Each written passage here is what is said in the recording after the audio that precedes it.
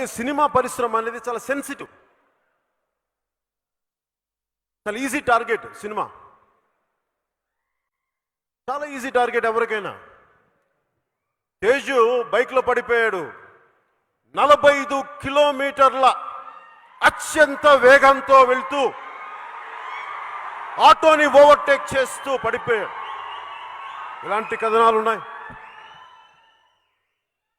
అలాంటి కథనాల కంటే కూడా ఇంకా ఇంట్రెస్టింగ్ కథనాలు మీకు చెప్తాను. ఎలా చెప్పాలి ఇంట్రెస్టింగ్ కథనాలు.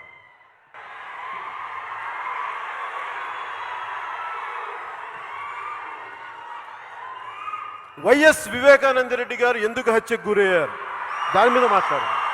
తేజ్ యాక్సిడెంట్ మీద కాదు. తేజ్ 45 కిలోమీటర్ స్పీడ్తో వెళ్ళాడా అంటే అది మావాడి దురదృష్టం, మావాడి కర్మ. దానికంటే మీరు చేయాల్సింది వైఎస్ వివేకానంద రెడ్డి గారు ఎందుకు హత్యకు గురయ్యారు.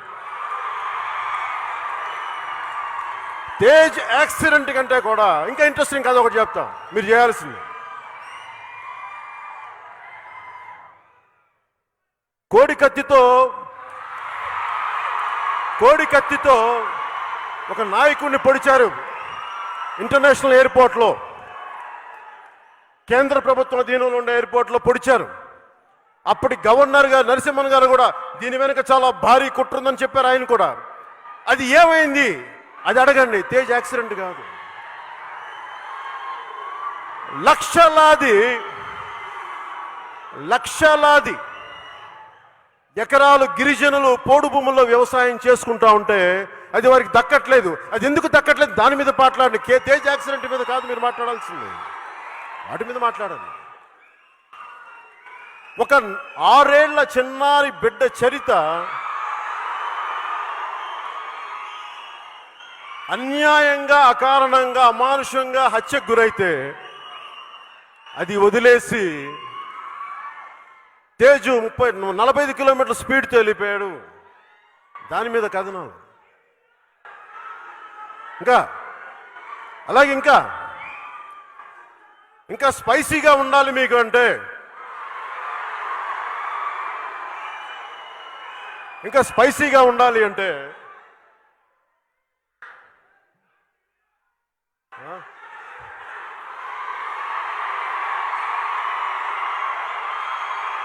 ఇంకా స్పైసీగా ఉండాలి అనుకుంటే ఆ మధ్యకాలంలో వైసీపీ సానుభూతి పరులు, వైసీపీ వ్యక్తిగతమైన కొంత వారి పార్టీకి చెందిన వాళ్ళు వ్యభిచారాన్ని లెజిటిమైజ్ చేయమని బయటకు వచ్చారు. వాళ్ళకి మద్దతు పలికారు. దాని మీద కథలు నడపండి, తేజ్ యాక్సిడెంట్ మీద కాదు. అలాగే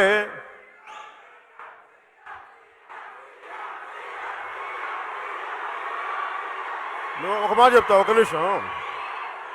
ఇందాక సుమా గారు కానీ మీరు కానీ పవర్ స్టార్ అంటే పవర్ లేని కాడికి పవర్ స్టార్ అండి.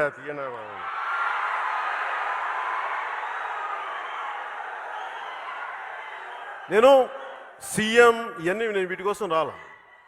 రీజన్ చెప్తాను. ఈ భారతదేశపు రిపబ్లిక్ ఏ విలువలతో అయితే రాజ్యాంగం చేయబడిందో, ఏ మహానుభావులైతే కాన్స్టిట్యూషన్ హాల్లో కూర్చొని దీనికోసం పోరాటం చేశారో వాళ్ళ ఆశయాల కోసం నా వంతు కృషిగా నేను పనిచేస్తున్నాను. అది ముఖ్యమంత్రి ఇస్తుందా ఇవ్వదా నాకు అనవసరం, కానీ పోరాటం చేస్తావా లేదా అన్నదే ముఖ్యం.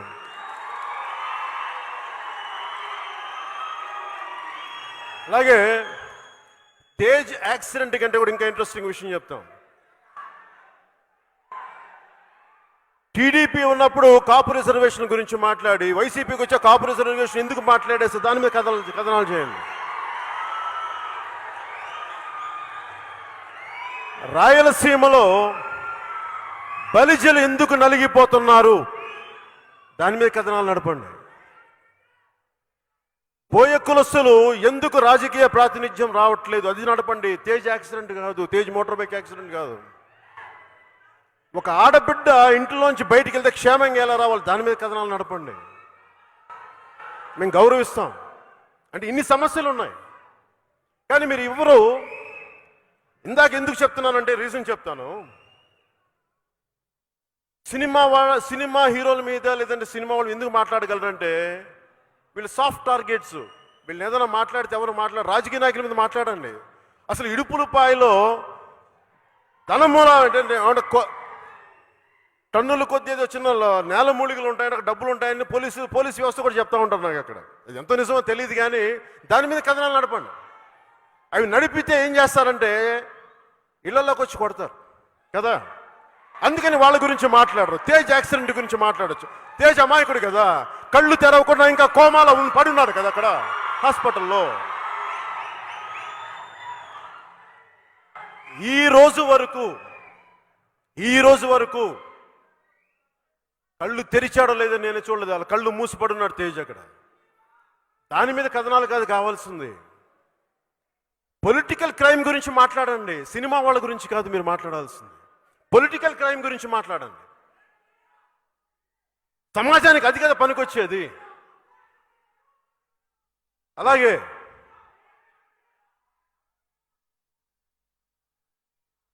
ఎంతసేపు ఈ మధ్యన అందరూ కోరుకుంటున్నారు కదా సినిమాల్లో, ఒక నిమిషం, సినిమాల్లో థియేటర్లకు వెళ్ళాలని కోరుకుంటున్నాం కదా. సినిమా థియేటర్ లేని కాడికి సినిమా థియేటర్లు ఏమి వెళ్తాం? తెలంగాణలో థియేటర్లు ఉన్నాయి, ఆంధ్రాలో థియేటర్లు లేవే. ఆంధ్రాలో థియేటర్లు ఎక్కడున్నాయి? ఈ వైసీపీ నాయకులు ఏమనుకుంటారంటే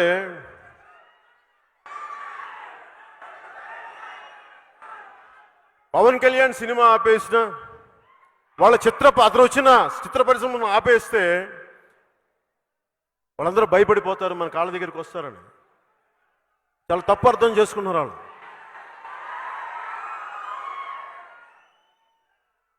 ఎందుకంటే మీ అందరికీ దృష్టికి తీసుకొస్తా ఉన్నా, నాకు చాలా బాధ వేస్తుంది. చిత్ర పరిశ్రమ గురించి ప్రతి ఒక్కళ్ళు మాట్లాడుతూ ఉంటాయి. దర్శకులు, నిర్మాతలు, హీరోయిన్లు ఇన్ని కోట్లు తీసుకున్నారంటే అరే సన్నాసులారా, దద్దమ్మలారా, ఒక హీరో కానీ హీరోయిన్ కానీ దర్శకులు కానీ మీకు లెక్క చెప్తా. ఒక ఉదాహరణకు 10 కోట్ల రూపాయలు తీసుకుంటే హైయెస్ట్ ట్యాక్స్ ఇండియాలో 45% అంటే 10 కోట్లకి, సపోజ్ 10 కోట్లు ఎవరిని పంపించామనుకుందా ఒక హీరోకి, ఒకసారి ఇవ్వరనుకోండి, 10 కోట్లు పంపించారనుకుందా ఉదాహరణకి, పంపిస్తే దాంట్లో ₹1 కోటి తీసేస్తారు, 10% సోర్స్లోనే కట్ చేస్తారు ట్యాక్స్, అంటే 9 కోట్లు. ట్యాక్సెస్ పోగా వాళ్ళ చేతికి వచ్చి ఎంత వస్తుంది? 4.5 తీస్తే 6.5 మిగులుతుంది, అంటే 6.5 కోట్లు. దీంట్లో వాళ్ళు మొత్తం వ్యవస్థ నడుపుకోవాలి. అది వాళ్ళు ఎవడ దోచింది కాదు, అది వాళ్ళ కష్టం మీద వచ్చింది. వాళ్ళకి ఎవడు దోచింది కాదు.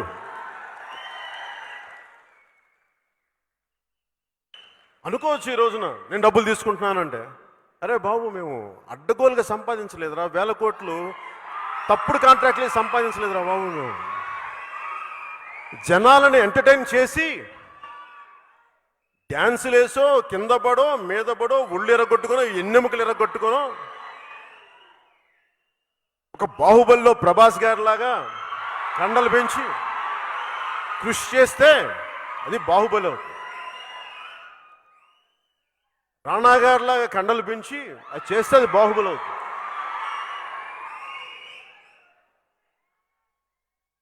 జూనియర్ ఎన్టీఆర్ గారిలాగా అద్భుతమైన డాన్సులు చేస్తే అప్పుడు డబ్బులు ఇస్తారు. ఒక్క రోజులో ఇవ్వాల ఎవరికి? రామ్ చరణ్ లాంటి హీరో అద్భుతమైన స్వారీలు చేసి అప్పుడు ఇస్తారు డబ్బులు. ఒక ఆడబిడ్డ హీరోయిన్గా రావాలి అంటే ఎక్కడి నుంచో, వేరే దేశాల నుంచో, ఎక్కడి నుంచో పాపం పక్క రాష్ట్రాల నుంచి వచ్చి అందరూ చూస్తుండగా డాన్సులు చేసి ఇబ్బంది పడి ఆ బిడ్డకి డబ్బులు ఇస్తే అది దాన్ని తప్పంటారేంటి? ఇది మీరు ఎవరిని తప్పనాలంటే ట్యాక్స్. ఇప్పుడు జల్సాలో డైలాగ్ ఉంటుంది, హీరో ఏమంటాడంటే విలన్ తోటి, అరే మీరు మాలాగా ఉద్యోగాలు చెయ్యం, మాలాగా కష్టపడం, మాలాగా ట్యాక్సులు కట్టం, మాలాగా సిన్సియర్గా ఉండవు, ట్యాక్సులు కట్టవు, పోనీ పోనీ మాలాగా తల ఉంచుకొని వెళ్ళవు. మీరు ఇన్ని చేసినా మా మీద జులుం చేస్తావు, నువ్వు వెళ్ళు రౌడిజం చేసుకో, గుండాయిజం చేసుకో, మేము తల ఉంచుకొని వెళ్ళిపోతాం, తల ఉంచుకొని వెళ్ళిపోతాం. కానీ మమ్మల్ని బతకనివ్వరా బాబు మమ్మల్ని. అలా కాకుండా ప్రతిసారి కెలిగితే ఏమవుద్దంటే కుర్రోళ్ళు కామెడీగా చంపేస్తాను ఉంటుంది డైలాగ్. కుర్రోళ్ళు చాలా అని ఎందుకు చెప్తున్నానంటే ప్రతి ఒక్కరికి ఎవరికైనా సరే దేన్నైనా తెగేదాకా లాక్కండి అమ్మా దీన్ని. సినిమా ఇండస్ట్రీ కూడా, నేను సినిమా ఇండస్ట్రీ బాగు కోరి క్షేమం కోరేవాడికి చెప్తున్నా, నిర్మాతలు నష్టపోతే డబ్బులు వదిలేసుకున్నవాడు. అలాగే ఎక్కడో మారుమూల నన్ను ఎవరు గుర్తించట్లేదు నా కళని అని ఒక కిన్నెర మొగలయ్యని గుర్తిస్తే మేము డబ్బులు ఇచ్చాం. అది మా సంస్కారం, మేము చేస్తాం. అవి కూడా చూడండి. ఎవరైనా సరే మీరు దృష్టి పెట్టాల్సింది అక్రమ ఆర్జిత రాజకీయ నాయకుల మీద పెట్టండి, సినిమా వాళ్ళ మీద కాదు. వారి మీద మాట్లాడండి మీరు. అలాగే మీరు బలంగా మాట్లాడాల్సింది థియేటర్స్ ఉన్నాయి, సినిమా థియేటర్లు ఉన్నాయి, దిల్ రాజు గారికి థియేటర్లు ఉన్నాయి, వాళ్ళకి థియేటర్లు, వీళ్ళకి థియేటర్లు ఉన్నాయి, సరే ఉంటాయి. మీరు ఒక్కసారి ఎలక్షన్లకు వచ్చే 30 సంవత్సరాలు ఉండాలనుకుంటున్నారే, మీకు ఉండగా కోరికలేదు మామూలుగా వ్యాపారం చేసుకునే వాళ్ళకు ఉండదా? అందులో తప్పే ఉంది. థియేటర్లు కాదే, ఒక పూర్ణ ఒక హోటల్ పెడితేనే ఇంకో బ్రాంచ్ పెట్టాలనుకుంటారు, తప్పే ఉంది అంటున్నాను. అది ఒక తోపుడు బండికి 2 తోపుడు బండ్లు పెట్టాలనుకుంటారు. లేదు దిల్ రాజు గారికి మీకు నచ్చలా, పోటీగా ఇంకో 10 మందికి అవకాశం ఇవ్వండి, 10 మంది వెనకబడిన తరగతిలో థియేటర్లు మీకు స్థలాలు ఇవ్వండి. ఆర్థికంగా బలంగా లేని వాళ్ళకి థియేటర్లు కట్టే ఇవ్వండి, వీళ్ళతో పోటీ పడతారు. అవి మానేసి మీకు డబ్బులు వద్దు మాకు డబ్బులు వద్దు అంట. అరే జోగి జోగి రాసుకుంటే ఏం వస్తారా, బూడిద రాలుతురా ఎదవల్ల. వెల్త్ క్రియేషన్ లేకపోతే ఎక్కడి నుంచి డబ్బులు వస్తారా? అక్కడ వెల్త్ క్రియేషన్ జరగకపోతే వెల్త్ క్రియేషన్ తప్పారా అని అడగాలని ఉంటుంది. ఎవరిని అడగాలో తెలియదు.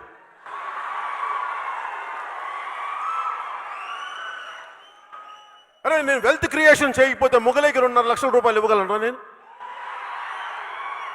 సైనిక్ బోర్డు 1 కోటి రూపాయలు ఇవ్వగలనా? కరోనా నిధికి 2 కోట్ల రూపాయలు ఇవ్వగలమా? అరే వెల్త్ క్రియేషన్ జరగాలరా సన్నాసులారా, అప్పుడు కదా డబ్బులు ఇవ్వగలిగారు. డబ్బులు సంపాదించాంటారే ఈ అనే సన్నాసులు కూడా చెప్తున్నాను. నేను విసిగిపోయినా నా జీవితంలో. ఎందుకంటే వాడికి వంగి ఈడికి వంగి వాడికి వంగి వంగి వంగి వంగిపోయిన జీవితం. మీరేమో పవర్ స్టార్ అంటారు, వాళ్ళేమో సాగు దొబ్బుతూ ఉంటారు మమ్మల్ని. నా పేరు చూపించి సినిమా ఇండస్ట్రీని సాగు దొబ్బుతూ ఉన్నారు. ఆ వకీల్ సాబ్ అంటే దిల్ రాజు గారు, మీరు ఎందుకంటే సినిమా తీశారు మాతో చంపుతున్నారు? మీరు సినిమా తీయకుండా కానీ ఉండంటే ఇప్పటికి ఆంధ్రాలో సినిమాలు రిలీజ్ అయ్యండి. మీరు రెడ్డి వాళ్ళు రెడ్డి కదా, తెలుసుకోండి. రెడ్డి తెలుసుకోండి.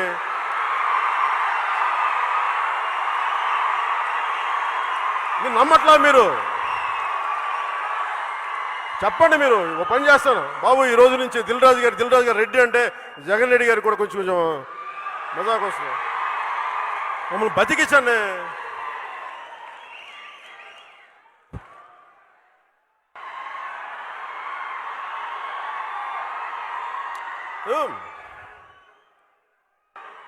ఒకసారి ఫ్రాన్స్లో ఒక నిమిషం ఒకసారి ఫ్రాన్స్లో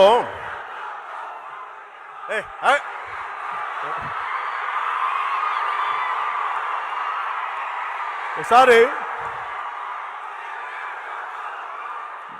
మీరు ఫిల్మ్ ఇండస్ట్రీకి చెప్పండి, ఫిల్మ్ ఇండస్ట్రీలో పెద్దలందరూ చెప్పండి, ఫ్రాన్స్లో 16వ శతాబ్దం 17వ శతాబ్దంలో అనుకుంటా, దాదాపు 18వ శతాబ్దం లోపు చాలామంది వ్యాపారవేత్తలు అందరూ కూర్చొని ఒక ఫ్రెంచ్ ట్రేడ్ మినిస్టర్తో కూర్చొని మాట్లాడుకుంటున్నారట. మా వ్యాపారాలు ఎలాగ చేయాలి, ఏం చేయాలి, అలాగే మాట్లాడుకుంటా ఉంటే ఆ ఫ్రెంచ్ ట్రేడ్ మినిస్టర్ అన్నాడు, నేను మీకు ఏం చేయగలను చెప్పండి, ప్రభుత్వం తరపున ఏం చేయగలను ఇట్లా గట్టిగా మాట్లాడుతుంటే వాళ్ళు అన్నారు, నువ్వేం చేయొద్దు, అక్కర్లేదు, మూసు కూర్చోను, ఏం చేయద్దాం, లాస్ ఆఫ్ వే పాలసీ అని. ప్రభుత్వం ఏమి చేయకపోతే మా పనులు మేము చేసుకుంటామని. అంటే లీస్ట్ ఇంటర్వెన్షన్, అసలు ఇంటర్వెన్షనే కావకూడదు. ఈ రోజున ప్రభుత్వం, ముఖ్యంగా ఆంధ్రప్రదేశ్ ప్రభుత్వం, అంటే వాళ్ళ గురించి అంటే దేవకట్ట గారి గురించి ధైర్యానికి నేను మీకు జోహార్లు అర్పిస్తున్నాను. దేవకట్ట గారు, ఎందుకంటే ఒక బలమైన అభిప్రాయం చెప్పారు ఆయన. ప్రైవేట్ పెట్టుబడితోటి మేము సినిమాలు చేస్తే గవర్నమెంట్ కంట్రోల్ చేస్తానంటది ఏంటి? మీరు ఆలోచించండి లాజిక్. అలాంటప్పుడు వైసీపీ మద్దతుదారులు కూడా చాలా మంది ఉన్నారు. ఉదాహరణకి మోహన్ బాబు గారే ఉన్నారు, మా సోదరులు. ఇప్పుడు సినిమా ఇండస్ట్రీకి అప్లై చేసిన రూలు, టికెట్లు మేము అమ్ముతా ఉన్నాం అంటే కష్టం మేము పడాలా, టికెట్లు మీరు అమ్ముకోండి, మీరు పెట్టి అమ్ముకుంటారు, ఓకే. అప్పుడు రేపు పొద్దున మోహన్ బాబు గారి విద్యానికేతన్ స్కూల్ ఏదో ఉంది, 5,500 మంది విద్యార్థులు. అప్పుడు వాళ్ళది కూడా జాతీయం చేయండి అమ్మా, వాళ్ళది కూడా మీరు ఆన్లైన్లో, పిల్లలది ఆన్లైన్లో కలెక్ట్ చేసుకోండి. అలాగే చిత్ర పరిశ్రమ చాలా చిన్నది అనుకుంటున్నారేమో, కాదు. దీని బడ్జెట్ తక్కువేమో, దీని ప్రభావితం చాలా పెద్దది. ముఖ్యంగా వైసీపీ నాయకులకు చెప్తున్నాను, చిత్ర పరిశ్రమ వైపు కన్నెత్తి చూడకండి, కాలిపోతారు, జాగ్రత్త.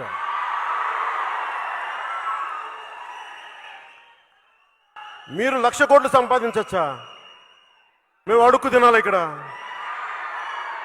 సినిమాలు రిలీజ్ అవ్వకూడదా? మీరేం చేస్తారా? మీరు మీకు చెప్తున్నా, నేను ఎందుకు ఇంత ధైర్యంగా మాట్లాడగలను చెప్తున్నా. రాజ్యాంగ స్ఫూర్తిని గుండెల్లో నింపుకున్నవాడు, 23 ఏళ్ల వయసులో భగత్ సింగ్ చచ్చిపోతే ఎందుకు చచ్చిపోయాడు ఈ అబ్బాయి, ఎందుకు చచ్చిపోయాడు అనుకునేవాడు. అంటే ఏం కోపం వచ్చి ఉంటుంది ఇతనికి చచ్చిపోవడానికి? మహాత్మా గాంధీ వచ్చి నువ్వు బతుకోవాలి, బయటికి రా అంటే కూడా వద్దు, నేను చచ్చిపోతాను. ఎందుకనంటే ఎడ్మండ్ బర్గ్ వాక్యం ఒకటి గుర్తు వచ్చింది. ఐరిష్ ఫిలాసఫర్ అనుకుంటారు, పొలిటికల్ స్టేట్స్మెన్. అంటే ఏదైనా ఒక చెడు జరుగుతున్నప్పుడు మనం మంచి వాళ్ళు మామూలు చూస్తే చాలంట, చెడు పేటరేగిపోతూ ఉంటుందంట. అలాగా భారతదేశంలో ఎంత దారుణాలు జరగని, ఎంత హీనమైన క్రైమ్స్ జరగని మన చలనం ఉండదు మనకి. అందుకని ఆ విసుగుతోటి భగత్ సింగ్, నేను చచ్చిపోయినా మీరు లెగుస్తారా మీరు అని చెప్పి ఆత్మహత్యకి వెళ్ళిపోయాడు.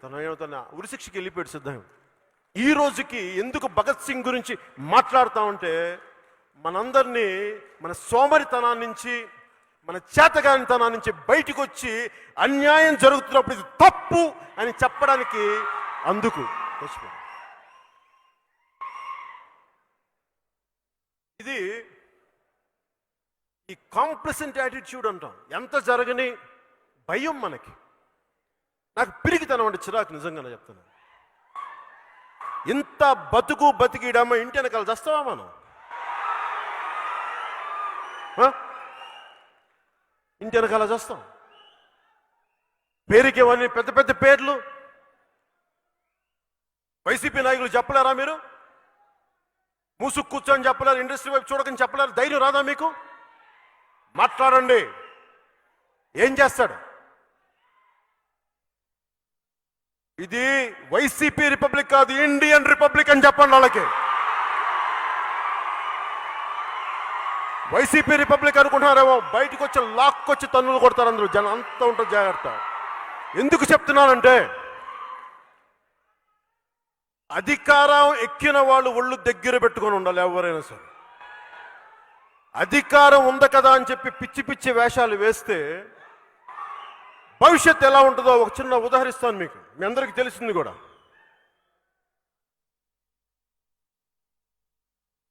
Gaddafi, Libya. గడాఫీ, నేను నెల్లూరు చదువుకున్నప్పుడు మా చుట్టుపక్కల వాళ్ళు లిబియాకి వెళ్ళేవాళ్ళు ఉద్యోగాల కోసం, డాక్టర్లు చదివి. చాలా అద్భుతమైన జీవితం మాకని. అలాంటి గడాఫీ తన అధికారం కోసం చాలా మందిని చంపి అటు ఇటు చేసి వచ్చితే ఒక 20 సంవత్సరాల తర్వాత 25 సంవత్సరాల తర్వాత ఆ చేసిన తప్పులన్నీ వెంటపడి నడి రోడ్డులో మారుమూల చిన్న కుర్రోళ్ళు కొట్టి చంపేశారు గడాఫీని.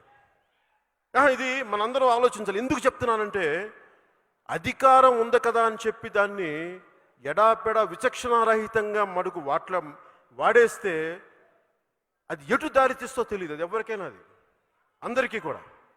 ప్రతి ఒక్కరు ఒళ్ళు దగ్గర పెట్టుకొని ఉండాలి. చాలా కాలం క్రితం నాకు రాజకీయాలు నిజంగా ఇంట్రెస్ట్ లేదు. రాజకీయాలు నాకు నిజంగా ఇంట్రెస్ట్ లేదు. సినిమాలోకి రావాలని లేదు. యాక్టర్ అవ్వాలని కూడా అనుకోలే.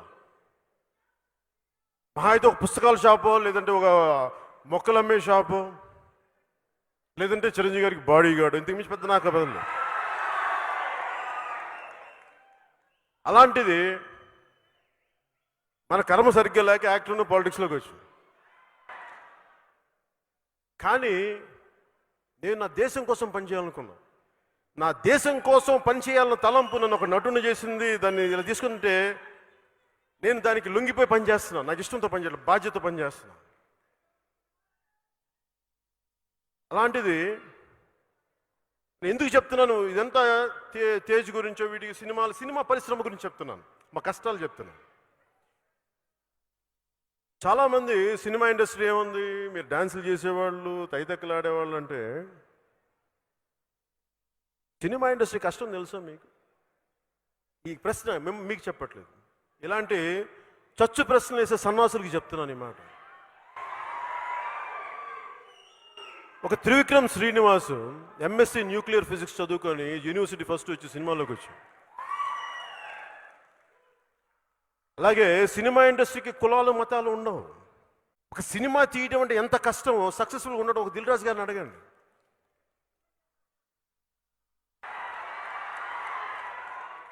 ఎంత కష్టం.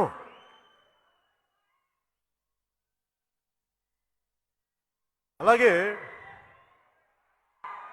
చిత్ర పరిశ్రమ అంతా రకరకాల ప్రాంతాల నుంచి వచ్చిన వాళ్ళు, ఒక భారతదేశం అంతా ఇమిడి ఉంటుంది ఒక చిత్ర పరిశ్రమలో. ఇక్కడ ప్రాంతీయతత్వానికి, కులతత్వానికి స్థానం లేదు. ఇక్కడ రకరకాల పార్టీల సానుభూతి పనులు ఉండొచ్చు, అది వేరే విషయం, అది బయట విషయం.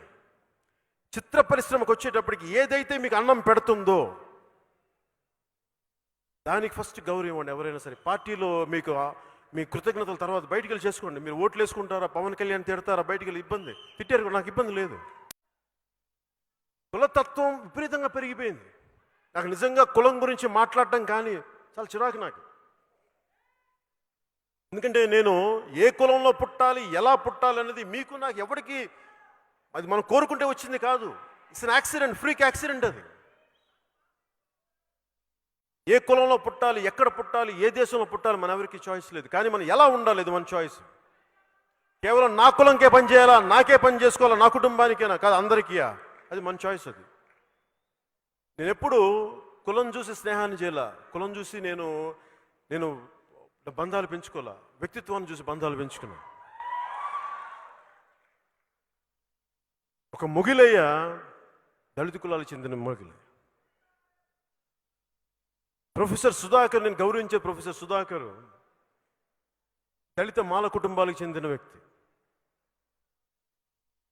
ఆయన ఇష్టపడే మాస్టర్జీ మాదిగ కులాలకు చెందిన వ్యక్తి.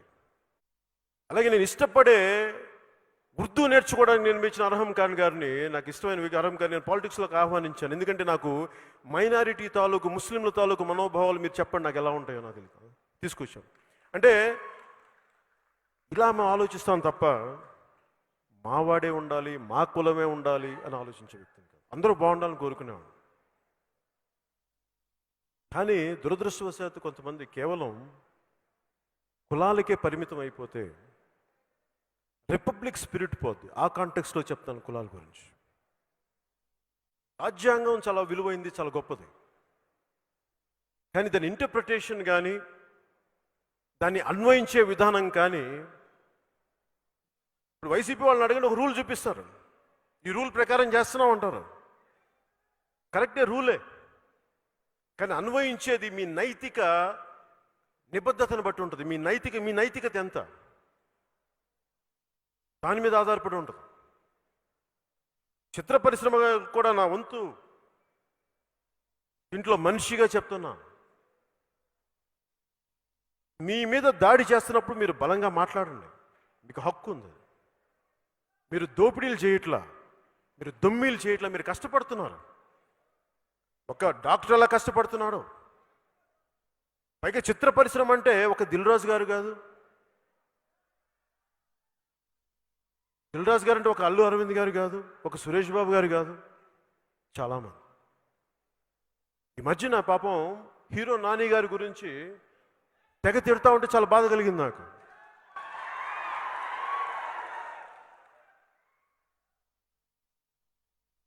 ఎందుకు బాధ కలిగిందంటే, అక్రమాలు అన్యాయాలు ఏం చేయలేదే, అని హీరోగా ఒక సినిమా చేసుకొని అది రిలీజ్ కోసం థియేటర్లో ఒక సైడ్ థియేటర్లో క్లోజ్ అయిపోయి చేస్తే ఏం గత్యంతరం లేక వెళ్తే థియేటర్ యజమానులు అందరూ అబ్బాయి మీద పడితే అబ్బాయి ఏం చేస్తాడు? వెళ్ళి వైసీపీ నాయకులతో మాట్లాడుకోండి, మీరు ఆ అబ్బాయి మీద ఏం చేస్తారు? అబ్బాయి తప్పే ఉంది.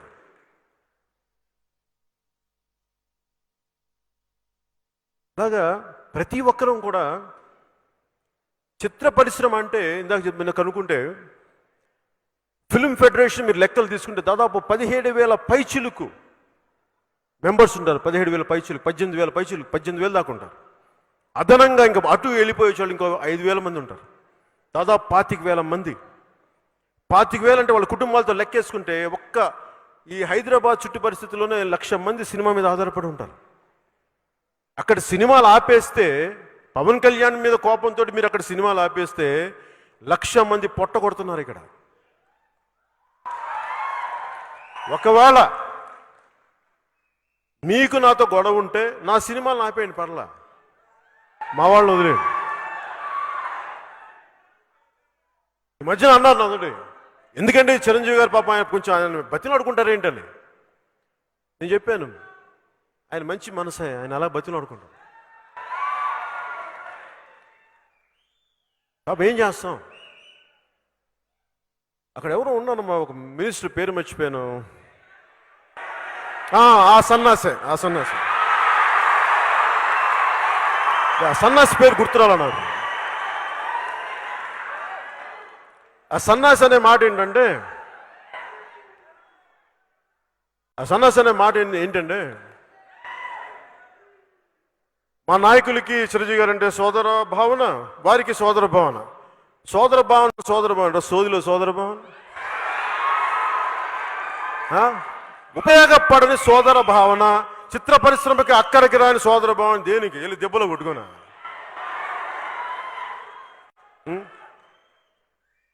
మీ అందరికి ఇబ్బంది ఉండొచ్చామని మాట్లాడటం ఇలాగా. మీకు కాదులే, మీకు నాకెందుకు ఇబ్బంది ఉంటుంది, మనం గొడవ పడతాం, మనకు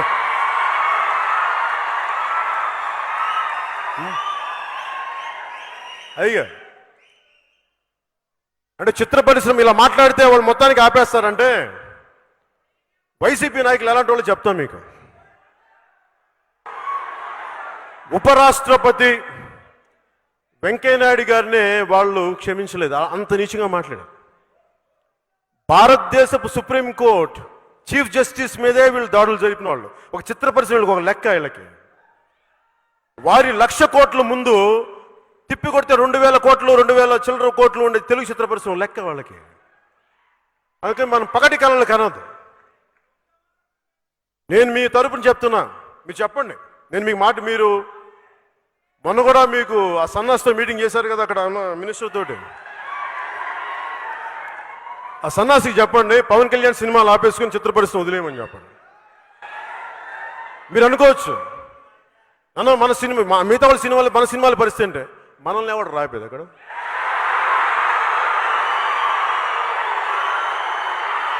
వీళ్ళు ఆపి చూస్తూ కూర్చుంటావా?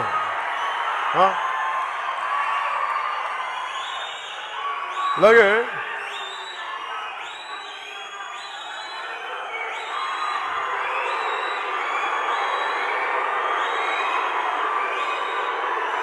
రిపబ్లిక్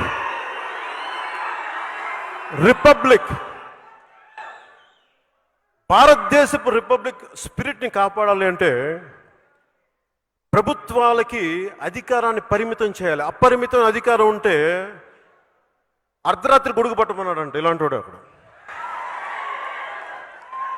అందుకని మనం వీళ్ళకి అంత భయపడకూడదు. నేను ఎందుకు చెప్తున్నా, నేను గొడవ పడడానికి సిద్ధమయ్యే మాట్లాడుతున్నా.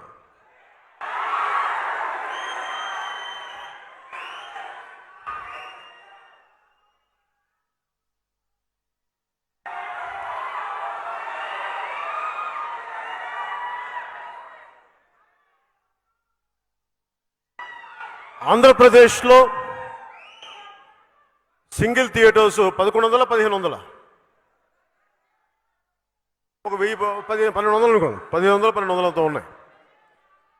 ఒక థియేటర్ మెయింటైన్ చేయడానికి దాని మీద ఒక 20 మంది పనిచేస్తారు. అది కుటుంబాలు.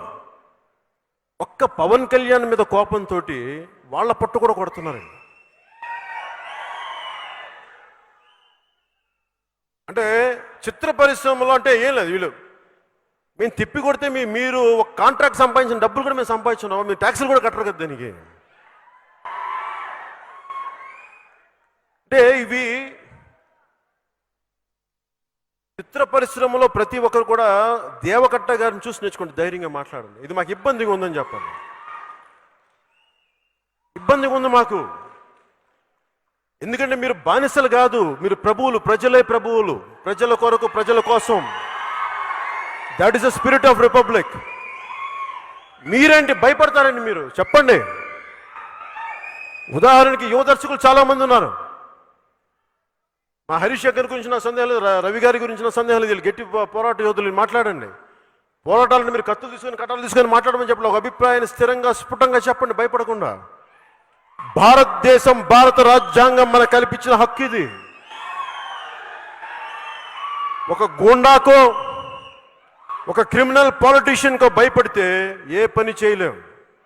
అలాంటప్పుడు నేను లేస్తే మనిషిని గాను, మా వంశాలు వేరు, మా ఇవేరు అని డైలాగులు చెప్పకండి. అప్పుడు బయటికి వచ్చి ధైర్యంగా మాట్లాడండి.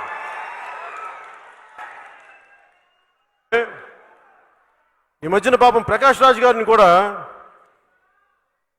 ఏమన్నారు, అదేంటి వేరే ఏముంటావా, అది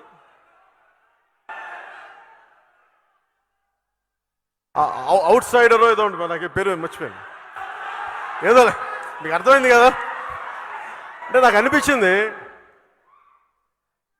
ఒక ప్రతిభావంతుడైన నటుడు ప్రకాష్ రాజ్ గారు నాకు ఫ్రెండ్ ఏం కాదు, అది కూడా చెప్తున్నాను మీకు. చాలా సరదాగా ఉంటాం, మాట్లాడుకుంటాం, నమస్కారం చెప్పుకుంటాం. దిల్రాజు గారిని అడిగా, సార్ వకీల్ సాబ్లకు సరిగ్గా సమయానికి వస్తారా, అంత పర్లేదు అంటే లేదు మీరు చూసుకుంటే. సార్ వచ్చారు పాప, అన్ని బాగానే చేశాను.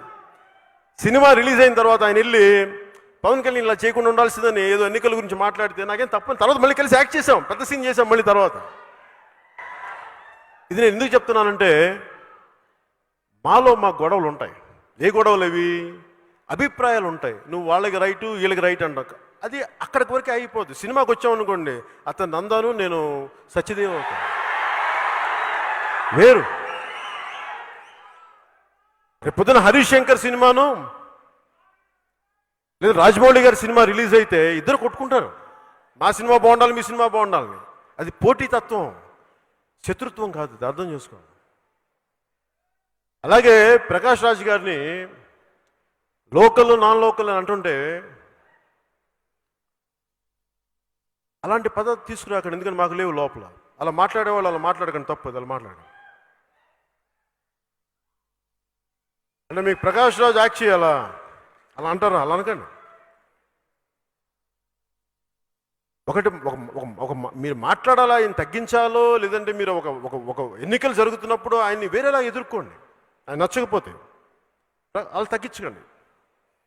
ఎందుకంటే మీరు అలా మాట్లాడితే రేపు మీకు కూడా ఇంకొకరు ఎవరు లేవదీస్తారు. ఇలాంటి ఎవరు అతీతులం కాదు దీనికి. అందువల్ల కొన్ని రూల్స్ ఫ్రేమ్ అయ్యి, ఎందుకంటే భారతదేశంలో ఎవరు ఎక్కడి నుంచైనా పోటీ చేయొచ్చు. ప్రకాష్ రాజ్ గారికి ఆ హక్కు ఉంది. అది గెలిపిస్తారా లేదా అనేది అది వేరే సంగతి. అలాగే ఈ మధ్యన ప్రతి ఒక్కరు ఇప్పుడు మోహన్ బాబు గారు కూడా మాట్లాడాలి. వైసీపీ వాళ్ళు థియేటర్లు క్లోజ్ చేస్తున్నప్పుడు మోహన్ బాబు గారికి నేను సభాముఖంగా తెలియజేసుకుంటున్నా, మీ బంధువులు కదా, వైఎస్ కుటుంబీకులు మీ బంధువులని చెప్తా ఉంటారు, విన్నాను. చిత్ర పరిశ్రమని హింసించొద్దని చెప్పండి. కావాలంటే పవన్ కళ్యాణ్ బ్యాన్ చేసుకోండి, అతను మీరు తేల్చుకోండి. చిత్ర పరిశ్రమ వైపు జోలికి రాకండి మీరు చెప్పండి మోహన్ బాబు గారు. ఎందుకంటే మీరు ఒక పార్లమెంట్ సభ్యులు కూడా, మాజీ పార్లమెంట్ సభ్యులు, మీకు నైతిక బాధ్యత ఉంది, మీరు మాట్లాడాలి. ఇది ఎందుకంటే ఈ రోజున చిత్ర పరిశ్రమకి అప్లై చేసిన రూల్ రేపొద్దున మీ విద్యానికేతన్ స్కూల్స్ కూడా అప్లై చేయొచ్చు. ఎందుకు చెప్తున్నాను ఈ మాట అంటే, జర్మనీలో రెండో ప్రపంచ యుద్ధంలో మార్టిన్ నిమోలర్ అని చెప్పి ఒక క్లోజీమెన్, అంటే ఈ పాస్టర్ అన్నారు, ఒక ప్రొటెస్టెంట్ పాస్టర్, హిట్లర్ చూసి ఇతను దేశాన్ని ఏదో బాగు చేస్తాడని చెప్పి ఆయనకి చాలా ఒత్తాసు పలికాడు. ఆయనకి ఒత్తాసు పలికిన తర్వాత తిరిగి ఏదో అటు ఇటు అయ్యి తిరిగి ఆయన కూడా జైల్లో పెట్టించాడు హిట్లర్. అప్పుడు ఆయన ఒక చిన్న 4 పంక్తులు రాశాడు, రిగ్రెట్ అవుతూ, బాధపడుతూ.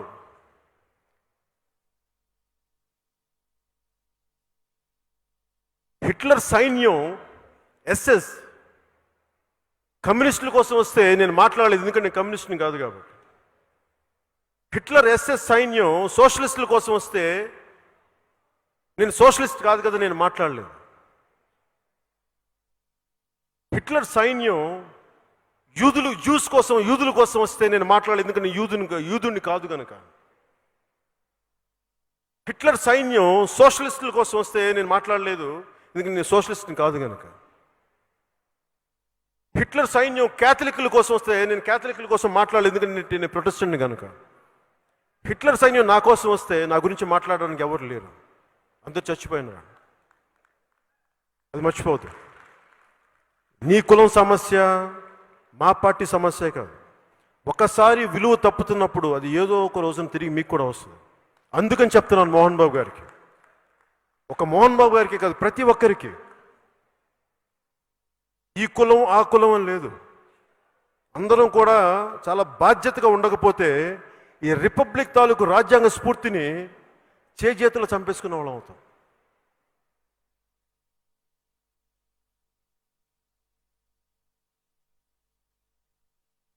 అలాగే మీకు సినిమా చిత్ర పరిశ్రమ పెద్దలు కూడా నా విన్నపం, సినిమా టికెట్లు అసలు వీళ్ళు ఎందుకు తీసుకోవాలనుకుంటున్నారు ఆంధ్రప్రదేశ్ గవర్నమెంట్ అంటే, వాళ్ళ దగ్గర డబ్బులు లేవు.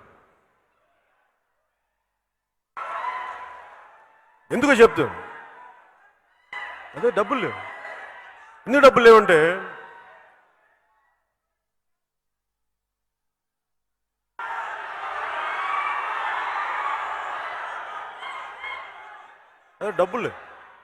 డబ్బులకి ఏంటంటే, ఈ చిత్ర పరిశ్రమలో వచ్చిన సంపదని గవర్నమెంట్ ఖజానాలోకి వెళ్తే దాని మీద బ్యాంకులకి చూపించవచ్చు, మాకు ఇంత ఆదాయం ఉంది,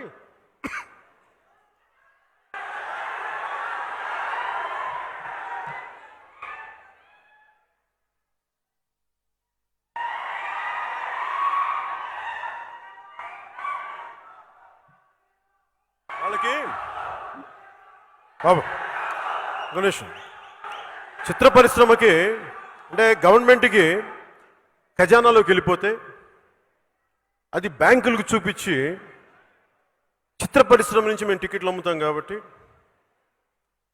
అట్లాగా మటన్ కొట్లు అమ్ముతున్నారు కాబట్టి ఎలా ఇసుక అమ్మేసుకుంటున్నాం, దాని మీద వచ్చే ఆదాయం, బూమ్ బూమ్. ఇప్పుడు మీకు ఎవరికైనా ప్రెసిడెంట్ మెడల్ కావాలంటే గ్యాలంటరీ అవార్డు కావాలి. కానీ ఆంధ్రప్రదేశ్కి వెళ్ళి మీకు ప్రెసిడెంట్ అవార్డు కావాలంటే ఒక బ్రాందీ షాప్ ప్రెసిడెంట్ అవార్డు ఇస్తాడు, క్వార్టర్ బాటిల్. సో వాటి మీద ఆదాయం ఉంది. ఇవన్నీ చూపించి బ్యాంకుల నుంచి లోన్లు తెచ్చుకుంటారు. దాంట్లో భాగంగానే చిత్ర పరిశ్రమ డబ్బులు కూడా లోన్లు పెట్టడానికి తీసుకోబోతున్నారు. అందుకని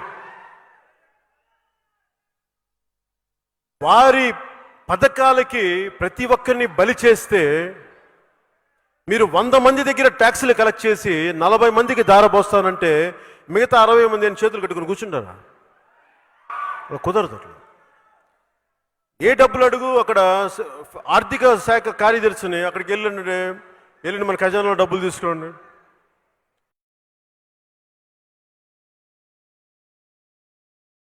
చివరికి ఆర్థిక శాఖ కార్యదర్శి విసిగిపోయి ఎలాంటి మాట్లాడంటే బ్రహ్మానందంగా అలా జలసాలాగా ఏముందిరా అక్కడ ఒక ఏ డబ్బులు అడుగు అక్కడ ఆర్థిక శాఖ కార్యదర్శిని అక్కడికి వెళ్ళండి మన ఖజానాలో డబ్బులు తీసుకోండి. చివరికి ఆర్థిక శాఖ కార్యదర్శి విసిగిపోయి ఎలాంటి మాట్లాడంటే బ్రహ్మానందంగా అలా జలసాలాగా ఏముందిరా అక్కడ ఒక చినిగిపోయిన చొక్కా దానికి ఒక బొక్క దాపని. ఇది వైసీపీ ప్రభుత్వం అక్కడ థియేటర్లను మీకు ఇబ్బంది పెడతారు. అందుకు చెప్తున్నాను, మీరు భారతదేశపు పౌరులుగా మీ హక్కు ఇది.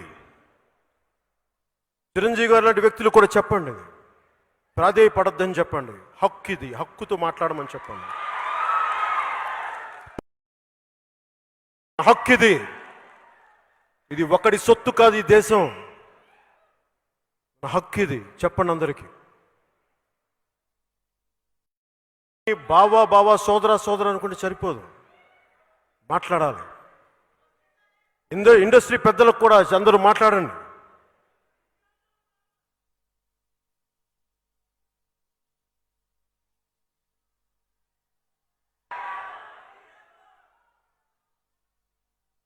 ఇది ఎందుకంటే ఇంకా మనం కూర్చొని ఇన్ని కోట్లు ఖర్చు పెట్టిన తర్వాత భారతదేశం అంతా చిత్ర పరిశ్రమ అన్ని రంగాల చిత్ర పరిశ్రమ పెడితే 10,000 కోట్లు ఉంటుందేమో. ఒక వైసీపీ నాయకులకి 1,00,000 కోట్లు ఆస్తని చెప్తా ఉంటారు. ఎందుకు చెప్తున్నానంటే ఇది వ్యాపారం చేసేటప్పుడు మీరు తప్పు చేయట్లే. ఫస్ట్ చిత్ర పరిశ్రమ వ్యక్తులు ఫస్ట్ ఇది అర్థం చేసుకోండి. ట్యాక్సులు కడుతున్నాం ఇక్కడ ఎందుకంటే మన ట్యాక్సులు కడితేనే వీఆర్ ట్యాక్స్ పేయర్స్. ట్యాక్సులు కడితేనే కేంద్ర ప్రభుత్వం రాష్ట్ర ప్రభుత్వాలైనా వాళ్ళు అభివృద్ధి పథకాలు నడుపుతాయి. మనం ఎవరిని దొయ్యట్లా చెప్పండి, ధైర్యంగా చెప్పండి. అలాగే చిత్ర పరిశ్రమ సంబంధించి సినిమా తీసేవాళ్ళు మాట్లాడండి, సినిమా తీయని వాళ్ళు మాట్లాడకండి. మీరు బలంగా చెప్పండి. భయపడతారేంటి, ఆలోచిస్తారేంటి, సున్నితంగా ఉంటారేంటి? మీకు ధైర్యం లేకపోతే ఎట్లా? అల్ప విద్వాంసులంతా మాట్లాడుతుంటే కూర్చొని పూర్తి మీరు సంపూర్ణ విద్వాంసులు చూస్తూ కూర్చుంటే ఎట్లా? అల్ప విద్వాంసులకి మీరు అవకాశాలు ఇవ్వకండి. బయటికి రండి, మాట్లాడండి, తప్పని చెప్పండి, ఖండించండి అవసరమైతే.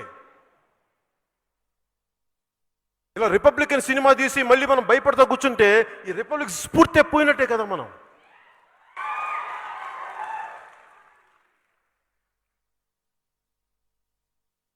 ఒకవేళ వైసీపీ వాళ్ళకి అనిపించచ్చు తెలుగు సినిమాలు తీయకపోయి మేము బ్యాన్ చేస్తామంటే అప్పుడు ఏం చేస్తారు వాళ్ళు?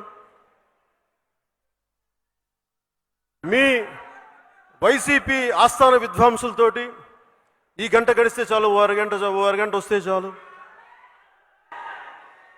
పట్టుమని 10 నిమిషాలు చప్పున వస్తా ఇట్టే చల్లారిపోతే ఇలాంటి టైటిల్స్ తోటి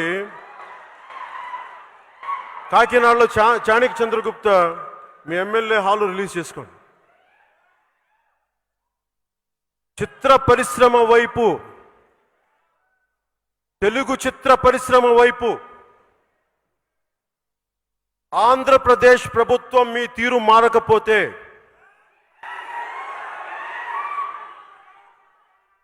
మీరు మార్చేలా ఎలా చేయాలో మాకు బాగా తెలుసు.